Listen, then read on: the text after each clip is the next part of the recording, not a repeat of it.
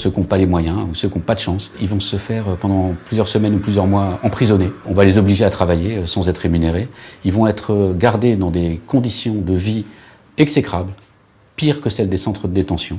Et un nombre assez important d'entre eux vont mourir.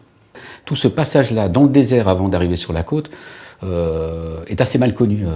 Mais les indications qu'on a pour l'instant semblent montrer qu'il y a au moins autant de morts dans le désert que sur la Méditerranée. C'est évidemment des circonstances très difficiles pour une organisation humanitaire que d'assister ces gens-là qui vivent dans la clandestinité totale sous la coupe de réseaux mafieux extrêmement violents. On continue d'essayer d'avoir accès à cette population et en attendant, on s'occupe d'assister les personnels qui ramassent les corps et qui essayent de les identifier avant de les enterrer dignement.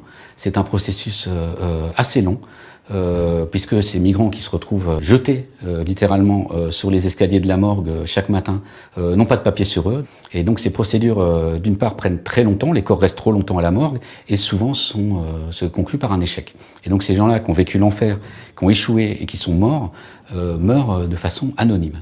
On veut s'occuper des morts pour augmenter les chances de ces pauvres gens qui ont tout tenté pour rejoindre l'Europe et qui ont échoué, qui sont morts dans le désert, pour augmenter les chances que leur nom soit connu, qu'ils ne meurent pas totalement anonymes et qu'ils disparaissent pas dans les vents du désert, comme ça, que leur sort soit connu de leur famille, de leurs autorités et de l'humanité au sens large. L'idée que des populations importantes disparaissent de la Terre sans que leur nom n'apparaisse plus jamais, c'est quelque chose qui heurte mon sens de l'humanitaire.